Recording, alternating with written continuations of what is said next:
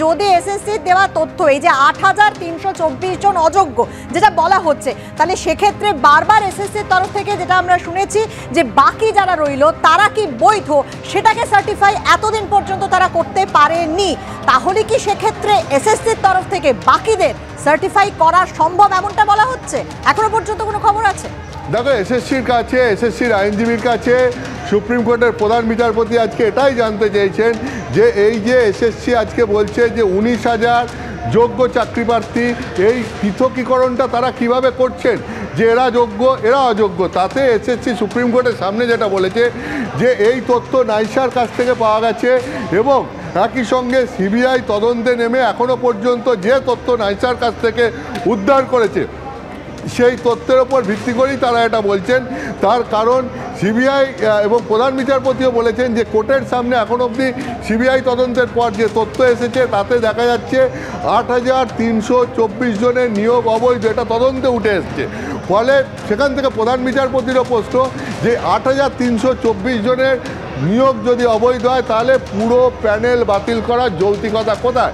অর্থাৎ যেটাকে মানে বিষয়টা হচ্ছে যেটাকে এসএসসিও বলছে যে এরা হচ্ছে গিয়ে অবৈধ, ফলে প্রায় ১৯,০০০ চাকরিজীবী তারা ছিলেন, তাদের নিয়োগ স্বচ্ছভাবে হয়েছে।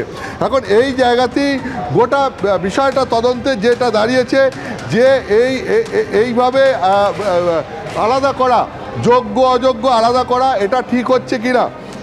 এবং তাতে যেটা এখন বলা হচ্ছে যে এই এসএসসির তরফ থেকে বলা হচ্ছে যে যোগ্য অযোগ্যদের এইভাবে আলাদা করা সম্ভব, কিন্তু আমি তোমায় যেটা বলছিলাম কোর্টের সহজ জবাবটা এই মুহূর্তে যেটা চলছে, আইনজীবী বিকাশ ভট্টাচার্য বলছেন যে এটাকে এত সহজে এই যোগ্য আর অযোগ্যদের আলাদা করাটা সম্ভব নয়, কারণ তদন্তে এখনও পর্যন্ত ৮৩০০ জনের নিয়োগ সেইটা অযোগ্য বলে উঠে এসছে, কিন্তু এর বাইরেও যে কেউ অযোগ্য নেই সেটা এখনই নিশ্চিতভাবে বলা যাবে না, কারণ পুরো নিয়োগ প্রক্রিয়ার মধ্যে অস্বচ্ছতা রয়েছে, পুরো নিয়োগ প্রক্রিয়াটাই অবৈধ।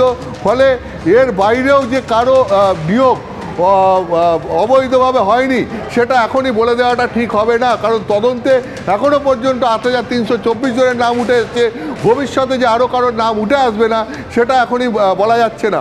ফলে এই নিয়ে এখন সুপ্রিম কোর্টে একবারে তোমায় বলতে পারি শেষ পর্যায়ের সওয়াল জবাব চলছে, অর্থাৎ কোর্ট এইটা দেখছে যে যোগ্য এবং অযোগ্যদের আলাদা করা সম্ভব কিনা, তা নিয়ে এসএসসির একরকম যুক্তি রয়েছে, আইনজীবী বিকাশ ভট্টাচার্যের আর একরকম যুক্তি রয়েছে।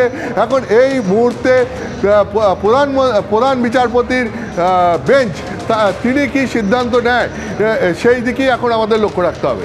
বেশ অতনু, তুমি আমাদের সঙ্গে থাকো। এই মুহূর্তের বড় খবর দর্শকদের আমরা আরেকবার জানাবো। এসএসসির দেওয়া তথ্যে ৮৩২৪ জন অযোগ্য, ৮৩২৪ জনের নিয়োগ অবৈধ জানালো সুপ্রিম কোর্ট। এখন ৮৩২৪ জনের নিয়োগ অবৈধ হলে পুরো প্যানেল বাতিল করা হলো কেন? আইনজীবী বিকাশ ভট্টাচার্যকে এই প্রশ্ন করেছে সর্বোচ্চ আদালত। অবৈধ নিয়োগ হয়েছে সুপ্রিম কোর্টে মানল এসএসসি, পুরো নিয়োগ প্রক্রিয়াটাই অবৈধ কোর্টে দাবি করেছেন বিকাশ রঞ্জন ভট্টাচার্য।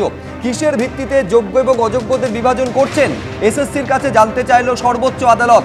নাইসার কাছে থাকা তথ্যের ভিত্তিতে অযোগ্যদের তালিকা তৈরি করা হচ্ছে, অযোগ্য এবং যোগ্যদের বিভাজন নিয়ে এই দাবি স্কুল সার্ভিস কমিশনের।